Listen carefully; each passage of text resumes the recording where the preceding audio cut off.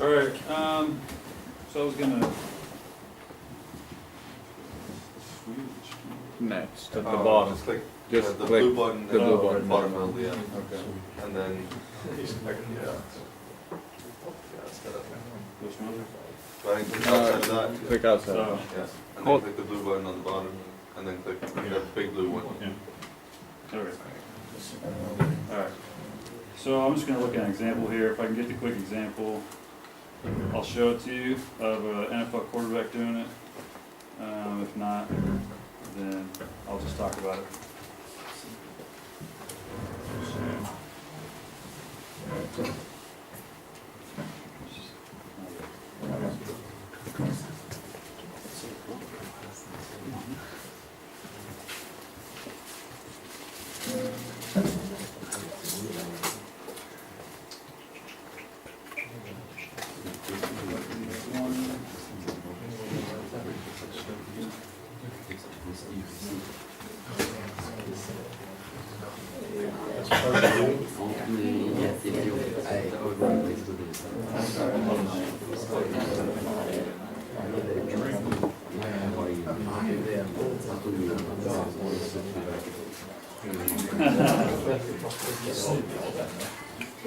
Hade man kunde inte ta ut handtaget eller? All right, I'll find some examples there. So, my name is Luke Drone. It's my first time over here, so I'm excited to be here. I played, a little bit about me, Coach Hart was actually my high school coach for 2 years in high school, small town, Southern Illinois. You grow up where football's life, and you grow up wanting to be, you know, this star player. My dad was a coal miner, had 9 brothers and 4 sisters. I have 5 sisters and 2 brothers, so grew up a big family. Sports is like a lifestyle, and grew up, learned how to work hard. I think he milked 50 cows every day or something like that when he was a kid. So growing up, like if everything wasn't done as fast as possible, as most efficient, like he was getting on you.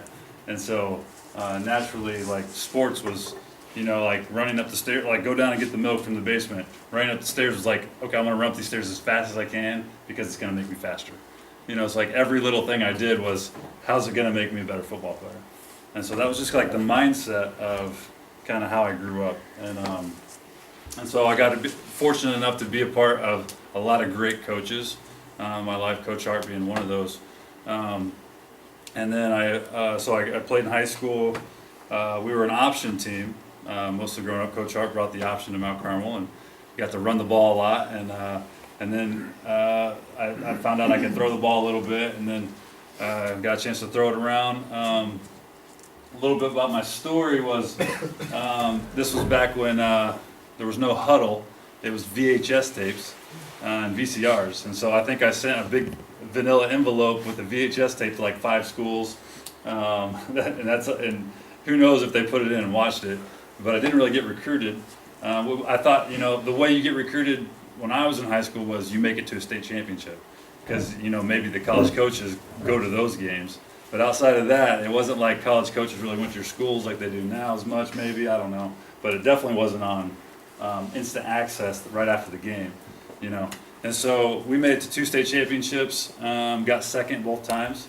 And if you've ever seen the movie Friday Night Lights, whenever they like are on the 1-yard line for the state championship, that was us. It was double overtime, went for 2-point conversion, didn't get it. And so we're all just like right there. You know, the other team celebrating. And, you know, my mindset then was like, oh, life's over. This is the story ending of your high school career, you know. But thankfully, that's not what life is all about, you know. So I get a chance to walk on. At that point, I got 1 scholarship offer. It was Eastern Illinois. Tony Romo was just graduating. Tony Romo's coach offered me. And then a week before signing day, he gets a new job at Arkansas. And the new coach coming in says, I'm bringing my own quarterback with me. You can walk on if you want. And so at this point, everyone's got their signed guys. There's no offers left. I start looking for places to walk on. And so, a long story short, I ended up walking on at Illinois State, and I was going to do baseball and football. So anyways, end up walking on. They invited me to camp as a 6th-string quarterback. After 2 weeks of camp, I was the backup, and then I got the next. I won the starting job the next year, and started for 3 years and got a full ride. My quarterback coach, offensive coordinator at Illinois State, is now the head coach at Virginia Tech, which I'm going to show you some of their film. My agent sent me down to work with a guy named Steve DeBerg out of college because I had a chance to play. They said, you might have a chance to play at the next level. And so different agents started to contact me. Signed with this one guy. He sent me down to Florida to work with a guy named Steve DeBerg, one-on-one for like 4 days. Steve DeBerg is the oldest quarterback to ever throw a touchdown pass. Like 40-something years old, and he threw like older than Brett Favre, throwing a touchdown pass. And so but he's most known for being the backup quarterback to Dan Marino, John Elway, Joe Montana, Steve Young, some of the best quarterbacks that have ever played the game. And so he put together this little draft preparation of technique, of how to best throw the ball he got from all these guys. And so he taught me these techniques, and then I started to try to put them into my game. It took me a little while to get it, and then I started playing. So I signed with the Buffalo Bills as a free agent, and was competing for the 3rd-string spot, and it just didn't end up working out. They didn't want a rookie that year. They wanted a veteran to be the 3rd guy. So I get released after a couple months, and then I go play arena ball for like 5 years. And during the time I was playing for the team named the Chicago Rush. Mike Ditka was a part of the organization for a while, and then he wasn't so much when I was there. But there was a quarterback coach in the Chicago area that Coach Hart knows really well. His name's Jeff Christensen. And I go work out with him one time in a gymnasium. He's doing a lot of the same stuff that Steve DeBerg's doing, but a couple different things. And it really helped start making it click for me, throwing the football wise. And so I'm now working for him. And we train Kirk Cousins. So Kirk Cousins is probably the biggest success, one of the biggest success stories that he has with this technique and what I'm going to show you.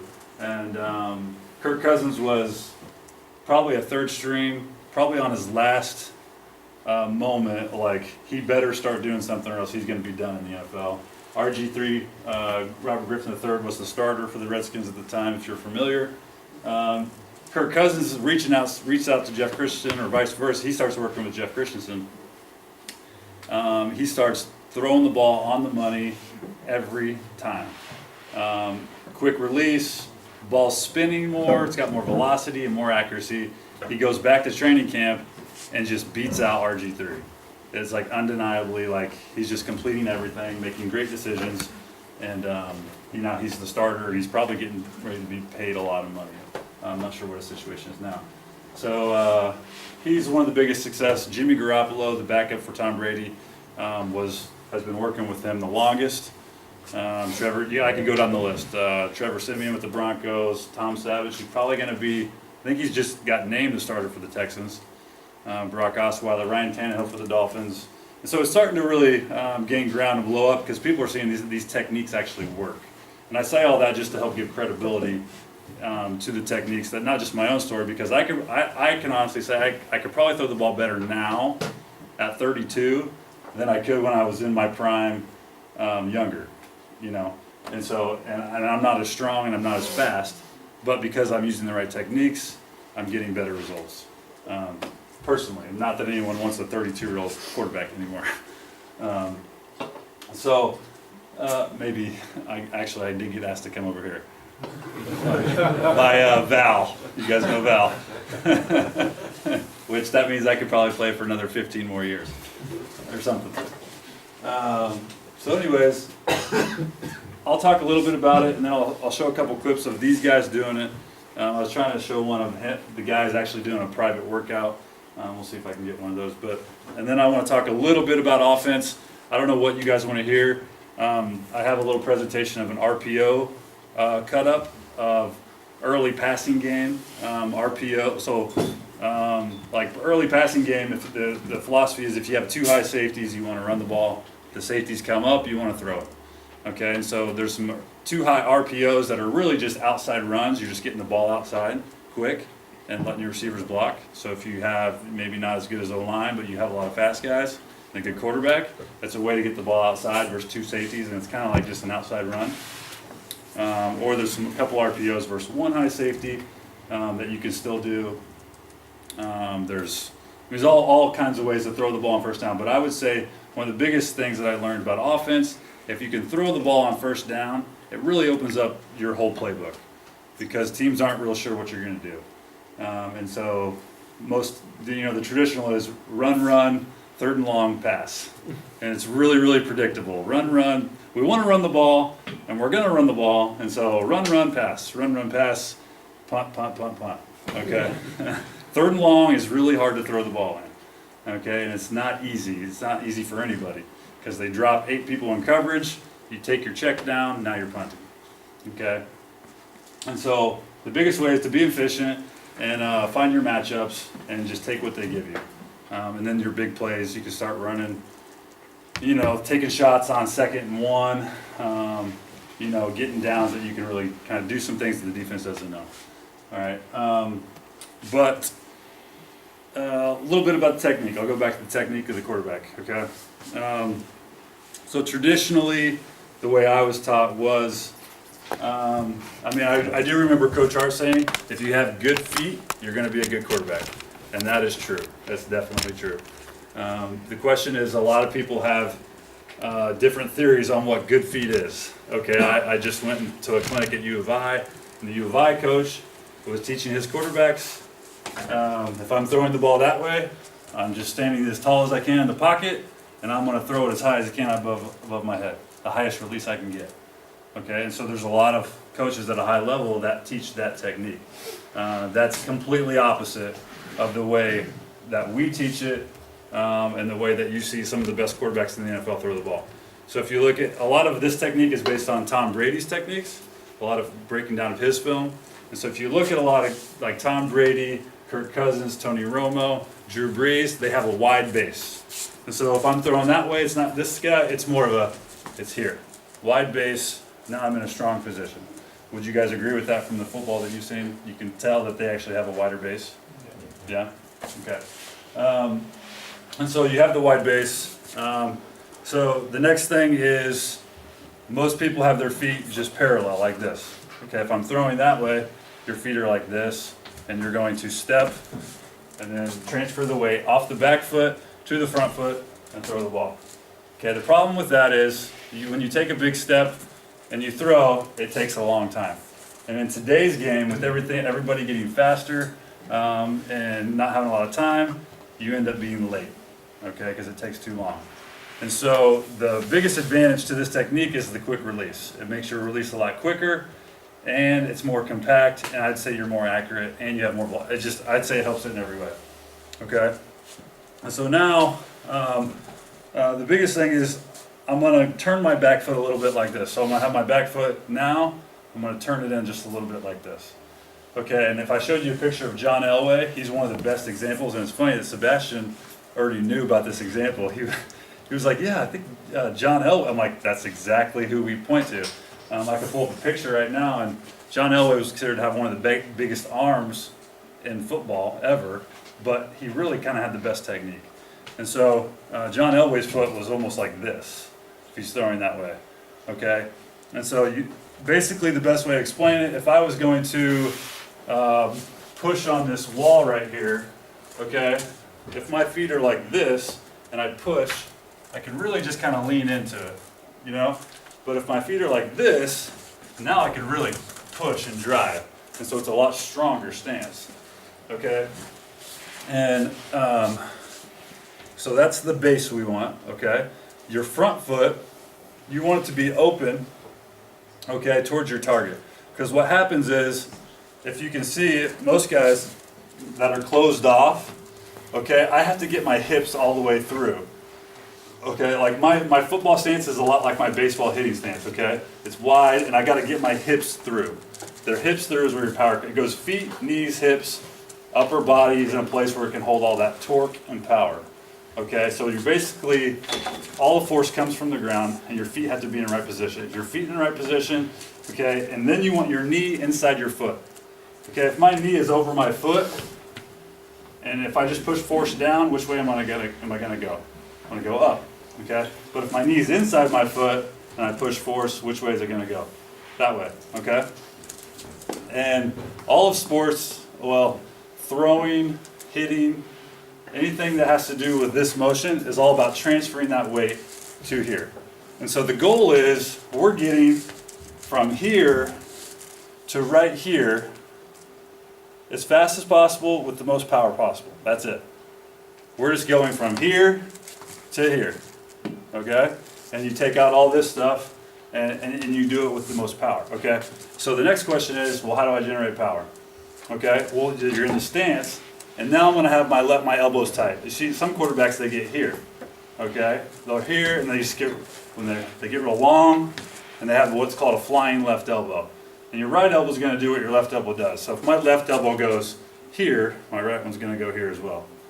And now I got to go from here to there. Okay? And that just takes too long. All right, so a good thing you can do is just put a towel, roll up a towel, put it under their left arm. Or you can just get a towel, put it in their belt here, and then hold the other end right here. Okay? And so if you see a good example, like if a boxer is going to punch, he's not going to go like this. Okay? He's going to stay in here and go like that. Okay? Or a figure skater, when they turn, when they want to go fast, they bring their elbows in, right? So you can spin tighter and stronger when your elbows are tighter. Okay? So no flying left arm. That's the key. All right. Now your elbow's got to be in a place where it can hold that spin. So if first off, your wrist is going to be straight, okay? If my wrist is out here, I lose all that power. Then when I get to the end of it, it just kind of comes off underneath of it. All right, and I'm trying to go through a lot of information. That's probably a 45-minute presentation. You could break down each part in just a little bit of time. All right, so you want to have your arm at least at a 90-degree angle. So right here, not out. So when you come through, if it's out, then you're going to lose you don't have any extension. So you have all that power coming through. Once you get to here, all you can do is go there. Okay, versus if your arm's at a 90 or even a little bit inside, the ball's inside your elbow.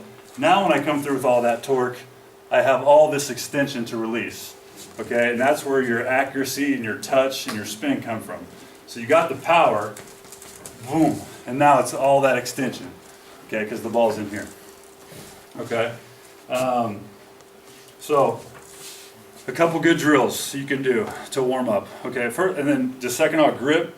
The best grip is the ring finger, this finger on the second lace, okay, and your pointer finger on that seam of the ball. Those are going to be the biggest two pulling parts to create torque and spin. And then your other fingers just kind of roll naturally over it. Another big thing is your thumb. If I had a ball, your thumb if you pull the hands off the ball, your thumb and your middle finger should be able to touch. A lot of guys, they'll put their thumb on the top of the ball and it kind of sits in their palm and they can't see any gap right here. But if you put your thumb here and grab it, you should see a little air right here on the ball. Does that make sense? Okay. And some guys, they'll put their pinky over the lace. The only problem with that is now your fingertips on your top fingers are not on the laces to pull. They're on like a smooth surface of the ball. So they're not really getting torque. And torque is the biggest thing. A lot of guys say, man, that guy's got a big arm. Well, you actually, the real good ones will say, man, that guy can spin it. If you can spin the ball, you're a really good quarterback. But if you can just throw it hard and not really spin it, you're not going to be very good. Because spin is what creates that ball in the air, and it can cut through wind. It's not going to die at the end, or it's not going to sail. It can still sail, if you're cutting underneath it, but you're way more accurate. So the ball spins two ways when it comes out of your hand. You're coming through, you can either cut underneath of it, and you'll be able to tell that because your thumb's still pointing up in the air. In college, my whole college career, I cut underneath the ball. I was told throw in a phone booth, and I was just here. And Steve Young was like that too, if you watch. And a lot of guys are like that. But they're just really good athletes. They might have a really big hand, and they made it work. But I don't think that's the most efficient way to spin the ball. And so you get to here, and the other way, you spin it by pushing the side of the ball and those laces this way. and it comes off spinning because your hand's on the side, and now you're pointing and your thumb's down. And you finish with your thumb in your opposite pocket. Okay? So again, quickly, foot's in, front foot's open towards my target, my shoulder's still closed, okay? And I've just got a little bit of motion here with my rotator cuff. Okay, I'm not getting all out here, I'm keeping it tight. So if I'm out here and I turn, I don't have much, do I? But if I'm in here and I turn, I got a lot of power. Just like those punching things, again, back to those punching things, if I want to punch something, I'm keeping that tight, okay? It's the same thing with throwing a ball, okay? I'm getting all that power in here, and now I got all this power, my weight is shifted towards my front foot. Now I'm in here, all the power is beside it. Now, here's what some guys do. If they don't have enough power, they start to go, ugh, like this at the end of it. They pull, and they pull their head back, and they lean, or they lean back, trying to get that arm through, okay? And that's where accuracy falls off. So, we talked about keeping the head in the box and not looking at the ball, all right? So, if I'm throwing that way, if I'm throwing at that picture, or Coach Hart, I'm gonna throw it, and I'm not gonna look at my ball, and I'm gonna look at him until the ball hits him right in the chin. I'm aiming for the chin, okay? Man, I feel like I'm talking my head off. I'm sweating up Yeah, here. quick question for you, Coach. Yeah, In terms of the hand and it being straight towards the wrist, yeah, how would you have the wrist turn? Because it makes sense that it's a C-shaped yeah. grip, but how would you have it turn Yeah. towards the wrist? Would you let your quarterback kind of go back with it, or do you want to have it kind of straight out of? Yeah, good question. So, another traditional thing was pronate the ball like this. And so some guys would just have it back here, and you come from, the problem, you gotta go from here to here, eventually. Okay, and unless if you're here, and you gotta get to here, you're just a 180 turn, and you got a lot of power, most guys don't get it all the way turned. And then they try, their hand's not strong enough to save it. Some guys that have really big hands can hold like a baseball. It doesn't matter what they do, they can get it all the way around, especially when they throw to the left. They'll miss inside a lot on big out routes to the left because one, they're not getting their hips around. So if I'm dropping back and I'm throwing left, a lot of guys, they don't get opened up, and so their hips get to here, and the ball's got to get to there. But if they have they have a really strong arm, they got a really big hand, they can have their hips facing this way, and they can go and get that turn all the way there. But basically, it's playing catch. That's all it is. You start with the guy in front of you, you're just playing catch. And every throw is playing catch. I just gotta get lined up to where I am. It's just playing a straight line catch, no matter where you're at. You just gotta get your feet, knees, and hips lined up, and then let it ride, okay? And so, hands coming through, wrists are straight, hands more on the side of the ball, and to be honest with you, I think someone will say, well, how do you throw a spiral? They'll say, hey, teach me how to throw a spiral. Well, go throw the ball 1,000 times, and you'll start to feel how it comes out the right way. Now, I can give you the base techniques and what works for a lot of people, but good throwers are good throwers. They've been throwing rocks since they were kids, they've been throwing baseballs, they've been whatever. They know how to generate power and bring the hips through and snap through, okay? But if you were just to stand here like this and you couldn't move your feet and just do that, you probably wouldn't be able to throw very far. Okay, but if I took my arm out and put it in here and just used my feet, and now I don't have my arm, boom, I can still fire it, and that's not even using my arm really, it's in my shirt. You know what I mean? So that's how big your lower body is. Okay, and then when you can connect all of it and then extend out, like I remember Luda, and this is everybody's testimony, when you feel that first pop, you'll know because it'll pop out of their hand and it'll just start spinning. You're like, whoa, where'd that come from? And then you're like, okay, now how do I get to do that every single time? And so, obviously it's working for a lot of NFL guys. We've seen it work with a lot of college and high school kids. And so, just a couple drills. Again, you can use the towel on both elbows if you want. The key is keeping your elbow underneath the ball. So, if I move my elbow first, my elbow's not underneath the ball. But it has to get there eventually, because you gotta get to there. Okay, so the biggest thing is we talk about moving your hands first before your elbow. If I move my hand first, is my elbow underneath the ball? Yes. Okay, so I move my hand first, my elbow's still kind of tight to my body. Okay, and we'll do a drill, we'll just preset it here. We'll have our feet set up, we'll just set it here. Oh, and you talked about if there's a wall in front of me, okay, if I'm drawing on this board, I act like there's a pin on the end of my pinky, okay? And so I should be able to draw a circle on that board. Okay, that's, I'm not going here with it. I'm not opening my palm to the front of me. I'm keeping my palm here, okay? And so I'm just right here, and we'll just preset it here. I'll say go, take it from here, just lift it and fire it, and finish through like this. Just lift and fire. So, boom. Another example we talk about, if there's a nail here on the wall, and your forearm, this part of your forearm is a hammer, you got to hammer the nail. So I'm here, so again, you just go from here to here, okay? But we'll preset it, there's a nail, okay, and I'm going to lift it, and I'm going to hammer that nail. I'm going to, just right there, that's all it is. And then you'll feel that's all the power, you'll get all the power you need from right there, if you have your legs right. Your right glute is where you get a lot of power, okay? And so that extension here, and then you're just keeping your eyes on your target, not looking at your ball, and you want to finish, okay, right here.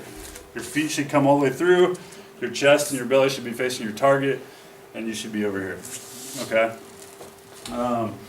Your right heel is in the air. When I say your foot's tilted, you look, my right heel is in the air. I'm on the ball of my foot, okay? It's not just here on my heels, okay, but my right, I'm ready to go, okay? So a couple drills we do to warm up, we'll do the step back drill.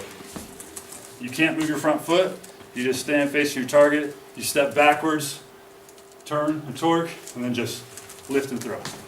Finish. Catch it, step back, and again, I can't move my front foot. I'm just practicing getting power, pushing and throwing, okay? We do a jump throw, and this really helps sync the timing of if your arm's not connected to your legs. You have to stand in your normal position, and you got to jump and finish with your feet, with your back foot facing your target. And so we'll do a full drop throw or full routes, and right at the end of it we'll say jump, and he's got to react and jump and throw, and he should be able to throw it just as good as if he were to drop back and just fire normal. And a lot of those guys can do it. And so basically, but if you're not timed up, they'll go like that, and they'll lose all the power. And so really it's just a chain reaction of power from the ground synced up with that. So that's all it is.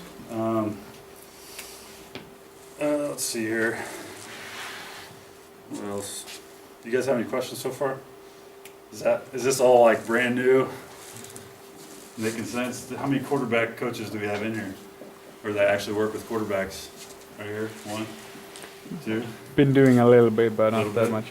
Okay. Happy amateur. Well, now you'll be able to help your kids someday or whoever. That throw when it's coming, is it more like a shot put throw almost?